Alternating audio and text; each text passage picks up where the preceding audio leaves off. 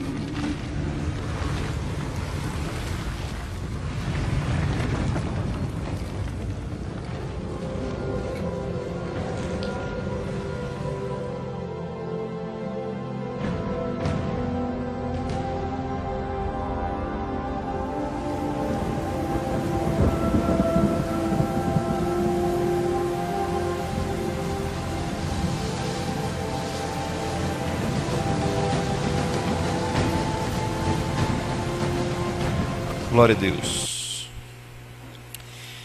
Irmãos, há 2 semanas atrás a gente começou a estudar esse capítulo 6 de Gênesis.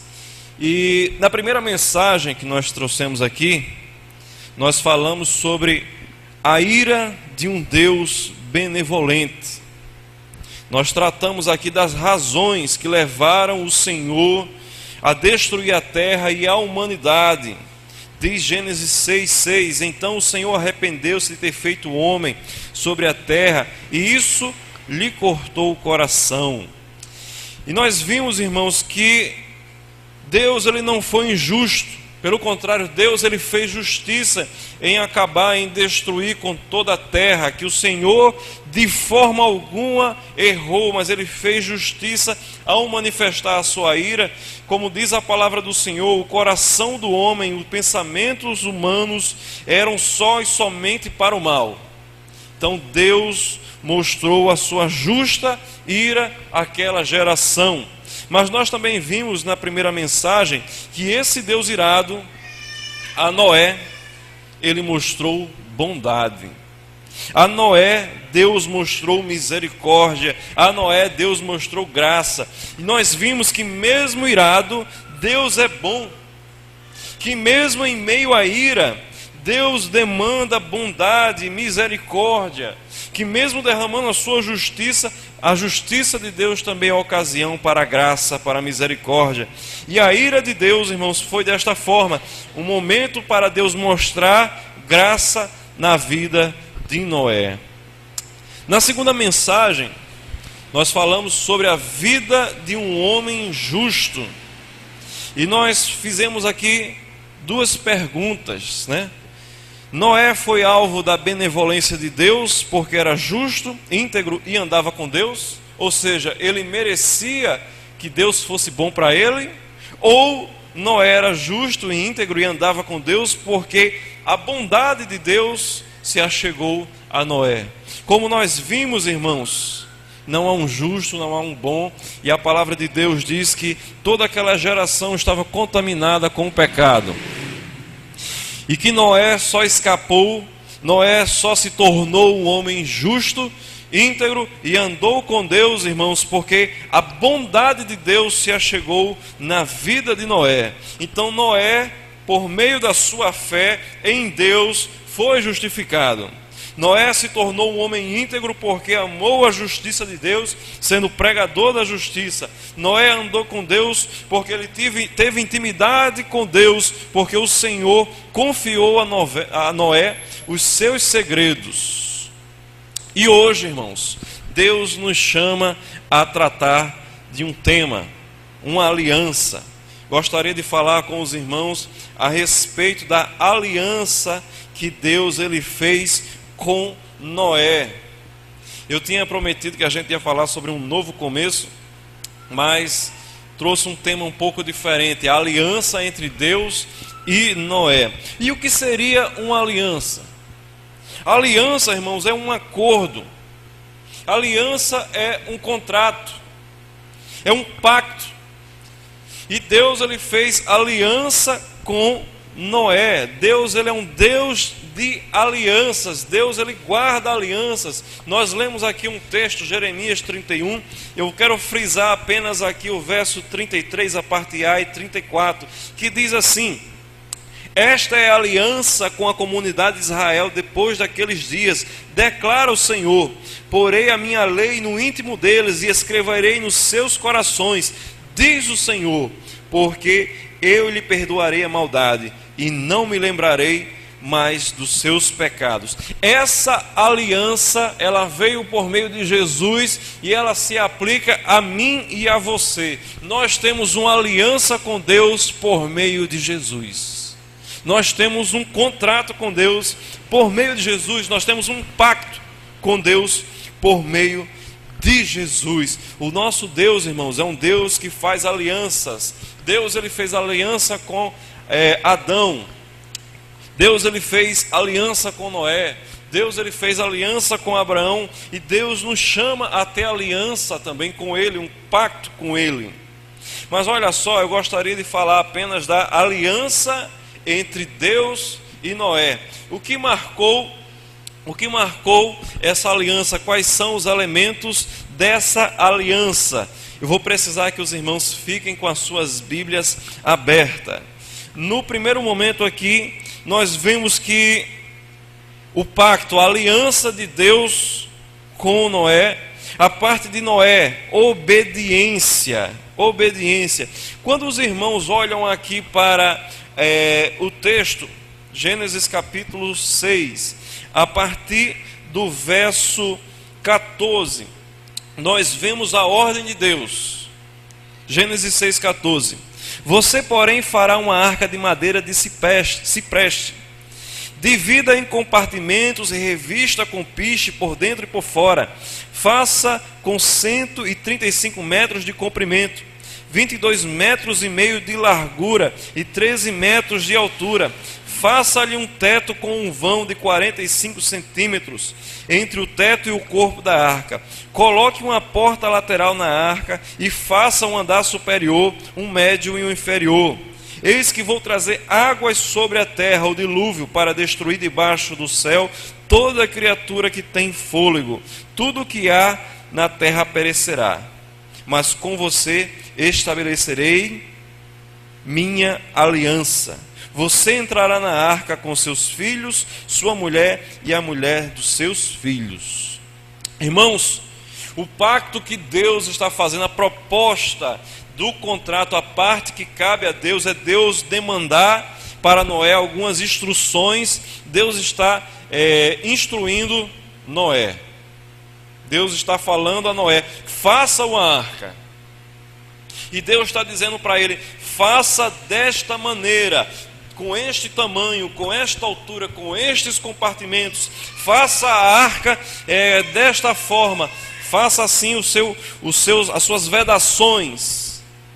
Irmãos, quando Deus colocou os detalhes na arca para Noé fazer a arca, faltou algumas coisas. Deus, ele não falou em um mastro, em uma vela. Não tem isso escrito na Bíblia.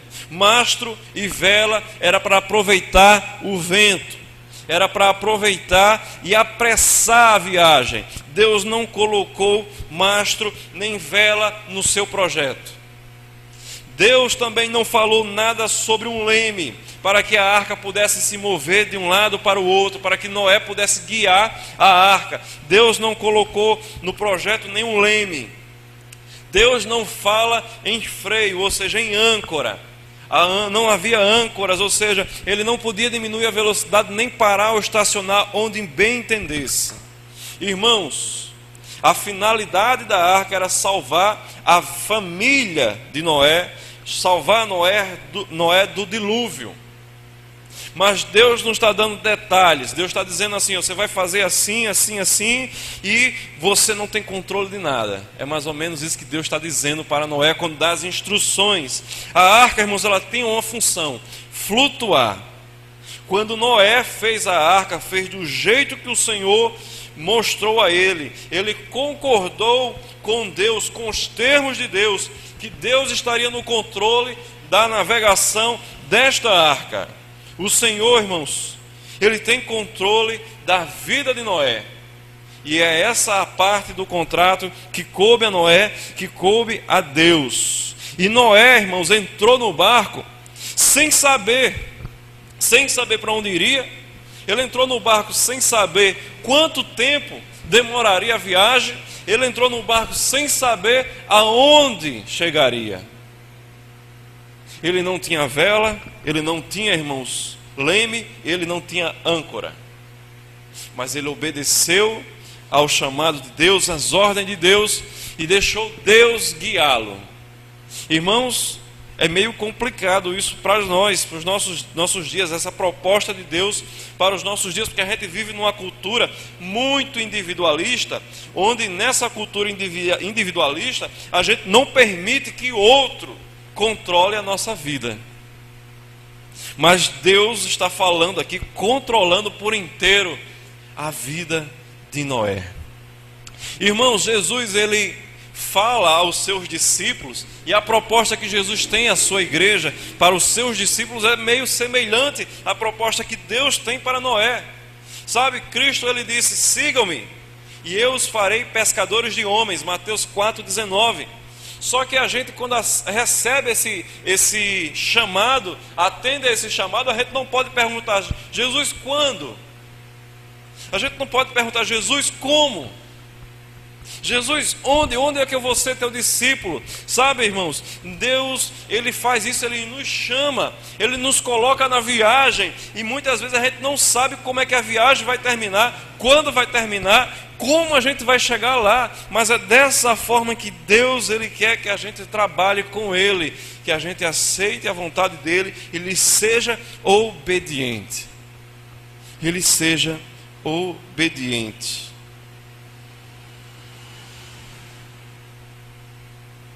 Sabe, irmãos, nós não podemos ser obedientes por completo se nós não entregarmos a nossa vida por completo a Deus. Certa feita, um jovem procurou um cristão maduro, um mestre, e disse: mestre, eu gostaria que o senhor me ensinasse a ser um cristão mais íntimo, mais próximo. Eu queria que o senhor me ensinasse a ser mais íntimo de Deus. E ele disse: tudo bem, eu vou dar a você aqui uma missão, vamos comigo. E eles começaram a caminhar. Era uma conversa sem palavras, um silêncio total.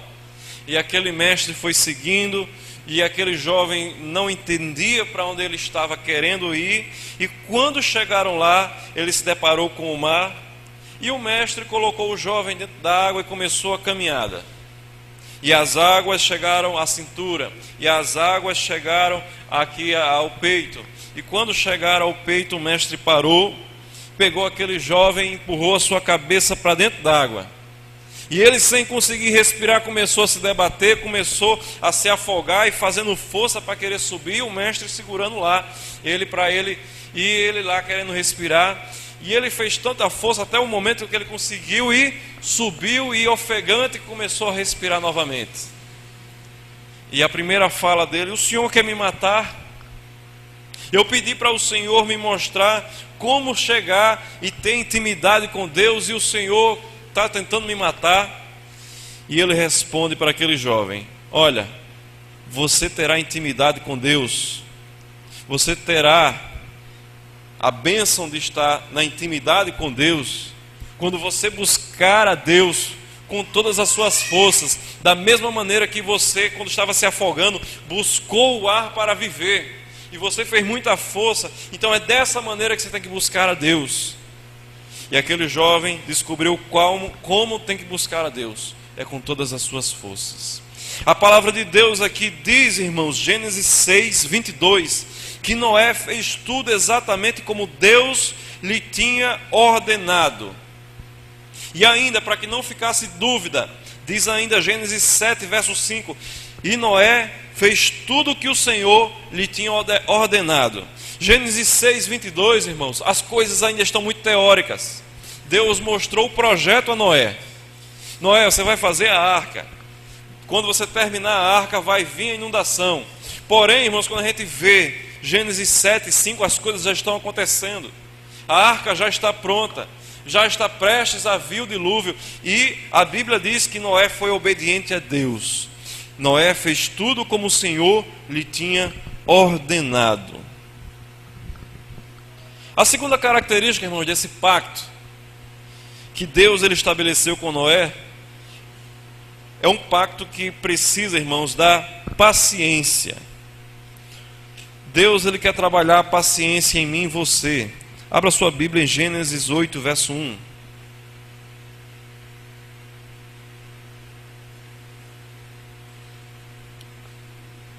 Gênesis 8, verso 1.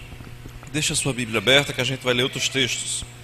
Diz assim: Então Deus lembrou-se de Noé e de todos os animais selvagens e rebanhos domésticos que estavam com ele na arca, e enviou um vento sobre a terra, e as águas começaram a baixar.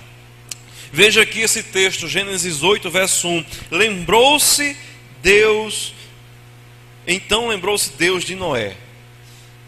Vamos estudar um pouco aqui, irmãos. Essa expressão, lembrou-se Deus, não significa que Deus estava ocupado e que um anjo chegou, pediu licença, Senhor, deixa eu falar contigo uma coisa. Sabe aquele pessoal que o Senhor colocou na arca junto com os animais? Pois é, já faz um tempo que eles estão lá. O Senhor vai fazer alguma coisa? Não foi isso não, irmãos. Não foi isso. Essa expressão, lembrou-se o Senhor, é uma expressão muito comum na Bíblia.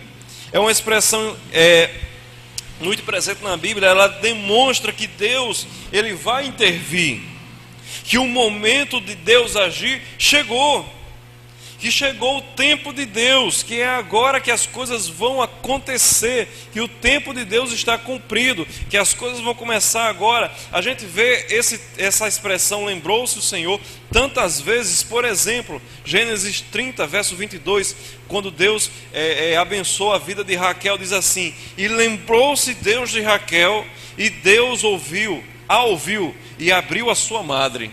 Deus ele fez um milagre. Então o autor diz que Deus se lembrou da pessoa. E ainda Êxodo 2, 24. É só exemplos. E Deus ouviu o seu gemido e lembrou-se Deus da sua aliança com Abraão, Isaque e Jacó. Não é que Deus esqueceu, irmãos, mas Deus ele preparou um momento, e quando o momento chegou, Deus interviu. Deus chegou com a sua providência. E a palavra de Deus diz aqui, ainda em Gênesis capítulo 8. No primeiro dia, Deus está trabalhando a paciência de Noé. No primeiro dia, no primeiro mês do ano 601 da vida de Noé, secaram-se as águas da terra. Noé então removeu o teto da arca e viu que a superfície da terra estava seca. No 27º dia do segundo mês, a terra estava completamente seca. Então disse Deus a Noé: saia da arca, você e sua mulher e seus filhos com ele. Observa aqui uma coisa, irmãos. O texto diz aqui, a partir do verso 4, que a arca ela estacionou. Ou seja, quando a arca ela colidiu contra o Monte Ararat, a arca ela ficou lá, já existia terra seca. E o texto vai seguindo, diz aqui no verso 13 que as águas secaram-se. Ou seja, Noé, quando tirou a tampa da arca, ele já estava vendo terra seca, mas ele só saiu da arca 1 mês e 27 dias depois. Porque ele ficou paciente, ele ficou esperando a ordem de Deus, ele ficou esperando Deus dar ok, agora você pode sair. Ele esperou a ordem de Deus, o mandato de Deus para sair da arca. Deus ele trabalha, irmãos, na nossa vida através das alianças e através, irmãos, da paciência. Deus está trabalhando na vida de Noé a paciência. Olha só, irmãos, essa arca ela não foi construída do dia para a noite. Ela passou muito tempo para ser construída, talvez 100 anos. 100 anos. E ele passou 1 ano dentro daquela arca. Ele passou 1 ano e era só água. Depois que ele passou um ano, que ele tira aquela tampa, ele vê terra e ele espera Deus mandar sair da arca. Sabe, irmãos, a gente sabe, existe um momento certo para todas as coisas, nós sabemos disso, mas é terrível esperar. A gente não gosta de esperar. Se possível, a gente chega e quer que o negócio lá já esteja pronto, esperando por nós. A gente não gosta de esperar. Eu, pessoalmente, não gosto nem de fila para receber dinheiro. Se for para receber dinheiro numa fila, eu digo, venho amanhã, se não tiver fila. Não gosto. Lá perto de casa, irmãos, tem uma lanchonete, e ela é muito cheia, principalmente no domingo de noite. Os crentes vão tudo para lá, porque a comida lá é barata. É um preço bom. E eu cheguei lá um dia, passei 40 minutos lá, esperando um pedido, e eu disse, não tem como mais. Vamos aqui para o cachorro quente do lado, não aceito o cartão, mas pelo menos é mais rápido. E eu fui tentar cancelar o pedido, cheguei lá, tinha uma pessoa na minha frente, falando lá, quando chegou a vez dele, ele disse, eu quero cancelar o pedido. E a pessoa que estava atendendo saiu e não voltou mais. Não voltou mais, já era 11 horas lá, e ia fechar de 11 horas. Aí o rapaz olhou para mim, nem para cancelar o pedido, eu disse, vamos embora. Não tem com quem cancelar o pedido, lá fecha de 11, era 11 horas. E eu imagino que o funcionário, ele foi pegar as coisas dele e se mandou. E a gente teve que sair e não esperou mais. Confesso aos irmãos que a comida lá, pelo preço que eles oferecem, é muito boa. Porém, a paciência é pouca, irmãos. E eu já entrei lá 3 vezes, entrei e saí sem comer. Eu não aguentei esperar. Mas nós sabemos que a paciência, irmãos, é algo que Deus ele quer trabalhar em mim e em você. E nós sabemos que tudo tem o seu tempo, que tudo tem o seu momento, que tudo, irmãos, tem um momento de Deus, que Deus ele não se esquece dos seus. E Deus ele não precisa de agenda, não precisa que um anjo chegue lá e avise a ele, olha, lembra lá de alguém, lá de Felipe Camarão, aquele rapaz lá que você disse que ia abençoar, cadê Deus? Porque o Senhor esqueceu, mas está aqui na sua agenda. Isso não acontece, irmãos. Tudo tem um momento, Deus tem um propósito com todas as coisas, em até fazer-nos esperar, ou seja, em fazer-nos trabalhar a nossa paciência. Vamos caminhar, capítulo 8, verso 20 e 21.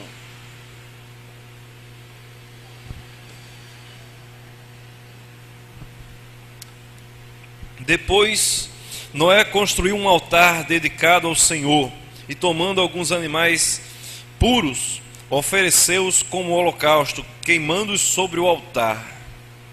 Irmãos, como é que alguém reage a uma catástrofe? Como é que alguém reage após um dilúvio, a um acontecimento tão diferente, digamos assim? Sabe, irmãos, porque Noé, se ele tinha alguma coisa antes do dilúvio, ele perdeu o que tinha. E ele tem algumas coisas para fazer. Ele acaba de sair da arca, ele não tem casa. Ele acaba de sair da arca, tem as galinhas que ele cria lá, se não fizer um cercadinho elas vão embora. As ovelhas dele não podem se afastar muito. O rebanho que ele tem que deixar guardadinho lá. Então, irmãos, ele tinha várias coisas para fazer. Mas a Bíblia fala que ele faz algo, e isso é muito significativo para nós. Ele constrói um altar de adoração. Ele constrói, irmãos, ele tinha muita coisa para fazer. Ele tinha um terreno para lavrar, ele tinha feijão para plantar, milho para plantar, que ele não tinha mantimento para a família dele, para os animais dele. Então, em vez de lavrar a terra, ele ergue um altar.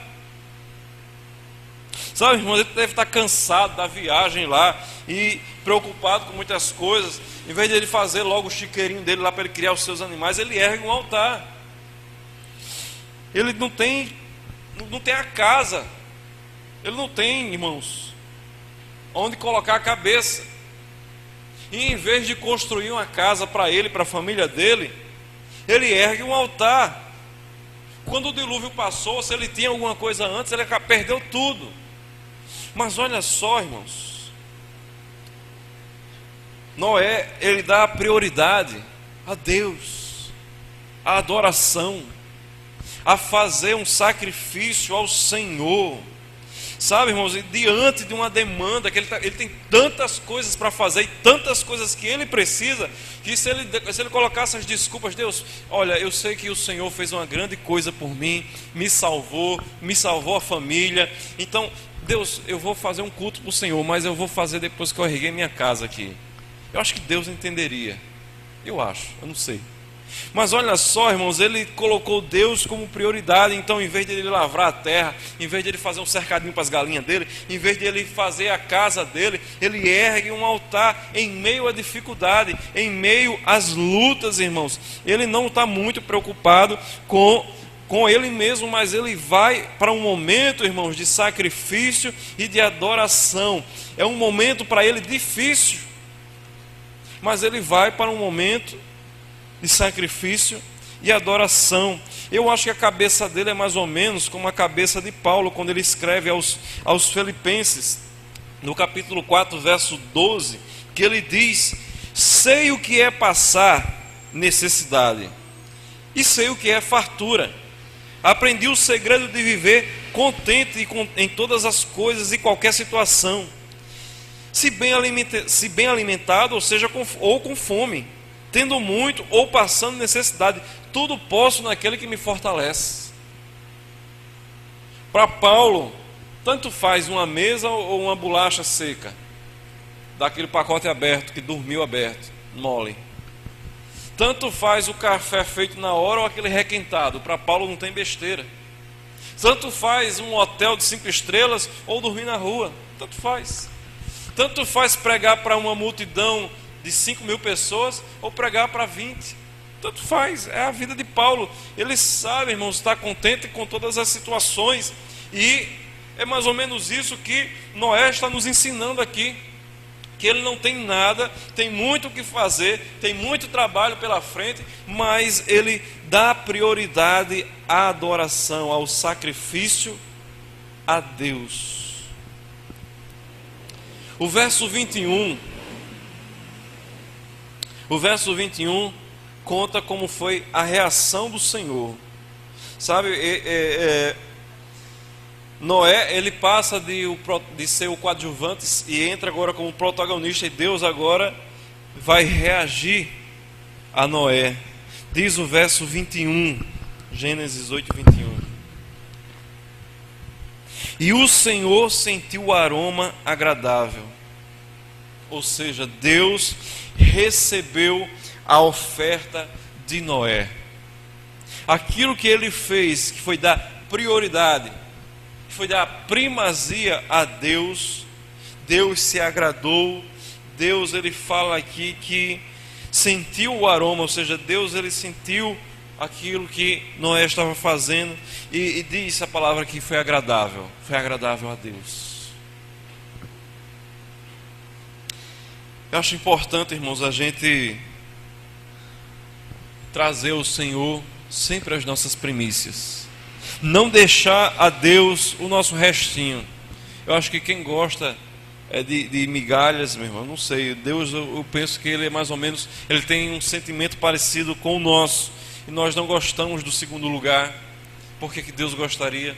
Nós não gostamos do resto. Por que Deus gostaria? Então eu aprendi isso através da oração. Eu não dou a oração, o restinho a Deus. Não deixo para orar a Deus no último das minhas forças. Normalmente a gente vai orar a Deus nos últimos da nossa força. E se a gente orar de joelho deitado, é aquela oração que dura a noite toda. A gente começa a orar: Senhor, obrigado. Aí no outro dia, de 6 horas da manhã, o relógio toca, você diz amém. Passou a noite orando. Mas que a gente possa, irmãos, dar o nosso melhor, a primazia a Deus, o melhor das nossas forças ao Senhor. Não entregar a Deus o resto das nossas forças. Eu tenho certeza que, se assim fizermos, Deus se agradará da nossa oferta, do nosso sacrifício. Quarto ponto é quando Deus estabelece a sua aliança. Nós vamos entrar agora no capítulo 9. Nós vamos ler o verso 12. E Deus prosseguiu: este é o sinal da aliança que estou fazendo entre mim e vocês e com todos os seres vivos que estão com vocês para todas as gerações futuras. O meu arco que coloquei nas nuvens será o sinal da minha aliança com a terra. Glória a Deus. Irmãos, após aquela chuva, após aquele dilúvio, Deus ele coloca o seu arco, o arco da aliança entre as nuvens. Quando eu era criança, contavam uma história a respeito desse arco colorido no céu, que se a gente corresse até o final do arco, nós encontraríamos um pote de ouro. Eu tentei fazer isso uma vez ou outra, não deu certo, né? Mas eu acho errado, irmãos, a gente atribuir o arco da aliança de Deus ao arco de íris, usar esse termo. Nós chamamos arco-íris, mas não tem nada a ver com íris, porque íris é uma personagem, irmãos, que surgiu numa cultura, na mitologia grega. É uma deusa que está a serviço de outro deus. Então, irmãos, a gente atribuir esse nome ao símbolo da aliança que Deus fez com Noé e com todos nós, as gerações que viriam no futuro, eu acho isso, irmãos, de um extremo desagrado a Deus. Apesar de que eu já sabia disto há algum tempo, mas não parei para pensar desta maneira e ensinar. E todas as vezes agora, irmãos, todas as vezes que você, após uma chuva, as nuvens se abrirem e você vê aquele arco colorido no céu, não atribua a íris, porque não é dela, mas é de Deus. Foi Deus quem estabeleceu o arco dele, o arco da aliança. E se alguém perguntar, você já tem um motivo agora para evangelizar. Está vendo esse arco aqui de Deus? E a pessoa talvez não saiba, você aproveita o gancho e começa o diálogo. Explica para aquela pessoa que ali é o arco da aliança com Deus, porque naquele momento Deus estabeleceu a sua aliança e voltou a chover, mas Deus prometeu que as águas, elas não mais destruiriam a terra. Não mais destruiriam a terra. E essa aliança que está aqui em Gênesis 9, verso 12, que existe esse símbolo. Eu vejo que esse arco de Deus, o arco da aliança de Deus, é um sinal de misericórdia. Porque Deus teve misericórdia da família de Noé. Porque Deus teve misericórdia de um pecador quando tudo e todos estavam inclinados ao pecado. Então eu vejo que o arco de Deus é um arco da misericórdia. Porque a chuva, irmãos, ela volta e ela cai sobre a terra e ela faz o solo fértil, mas não voltou mais, irmãos, a haver inundação e a destruir, irmãos, e a destruir a terra e o homem. Esse arco também, irmãos, é o arco da fidelidade de Deus. Porque, irmãos, através de Noé que entrou naquela arca, Deus preservou uma promessa, a promessa que ele fez em Gênesis 3, verso 15, que diz, Gênesis 3,15: porém inimizade entre você e a mulher, entre a sua descendência e a descendência da mulher, este ferirá a sua cabeça e você lhe ferirá o calcanhar. Não sei se os irmãos perceberam, mas esse texto ele fala do Salvador, de Cristo, e essa promessa entrou com Noé dentro daquela arca, e Deus preservou ali a promessa feita para as outras gerações, que um dia se cumpriu na minha vida, na sua vida, porque Cristo lhe veio. Ele é o descendente da mulher. A promessa entrou na arca. Deus usou ali de misericórdia, Deus usou ali de fidelidade com a sua palavra, e cumpriu, irmãos, em Jesus a promessa feita em Gênesis 3,15, pois Cristo esmagou a cabeça da serpente, a saber, o diabo, mas ele também foi ferido e padeceu, e ele ressuscitou o terceiro dia. Este também é um sinal da graça, irmãos, porque você já se perguntou por que Deus salvou Noé? Deus salvou Noé pela graça, que Noé não merecia ser salvo, mas Deus mostra, irmãos, ali o sinal da graça, que Ele também salva a outros que não merecem, que Deus manifestou graça a Noé, como manifesta graça a todos os pecadores, a mim e a você, que Deus salvou Noé pela graça. E nós também somos salvos pela graça. E ali Deus também manifesta, irmãos, a glória do seu nome. Porque nós que somos salvos pela graça, glorificamos o seu nome. Eu gostaria de concluir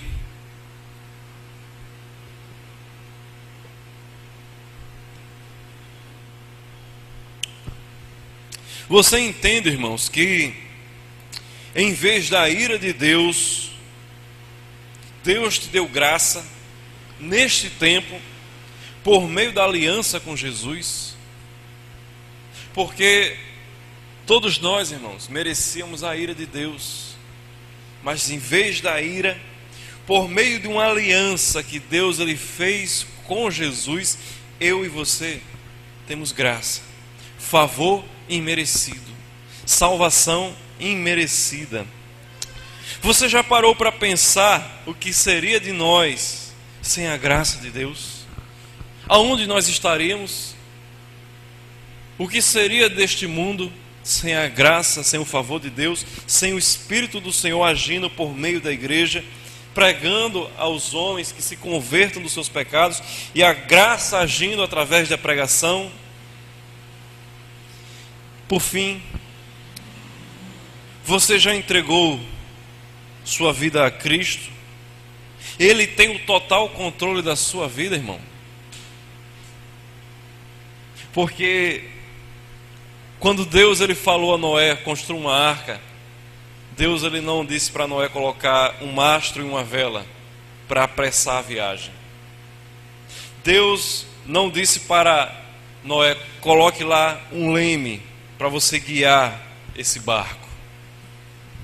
Deus ele não disse a Noé, coloque âncoras para que você possa parar o barco. Mas simplesmente, irmãos, quando nós aceitamos a proposta de Deus para a minha vida, para a sua vida, saiba de uma coisa, nós não vamos ter mais controle de nada, porque o controle é dele. O controle é dele. Se nós entregamos de fato a nossa vida a Cristo, dissemos que Ele é Senhor, Mestre, Salvador das nossas vidas, se de fato a gente faz isso, se nós declaramos que Cristo Ele é Senhor das nossas vidas, nós já não temos mais controle nenhum da nossa vida. Não existe vela para apressar, não existe âncora para retardar, não existe leme para direcionar. Nós vamos para onde Ele nos mandar. Nós vamos chegar lá quando Ele determinar. E nós vamos estar lá no lugar que Ele disser que é. A gente não escolhe mais, irmão. Se o Senhor é Deus em nossa vida, se nós pertencemos a Ele, nós não temos mais escolha nenhuma a fazer. Todas as escolhas são dele. E a gente tem a oração que diz, né? Seja feita a tua vontade, Senhor, assim na terra como no céu. Irmãos, que possamos refletir, possamos dar mais um passo rumo, irmãos, a essa entrega. Que o Senhor tome conta de fato das nossas vidas. Que nós possamos de fato entregar as nossas vidas ao Senhor. Vamos ficar de pé e orar?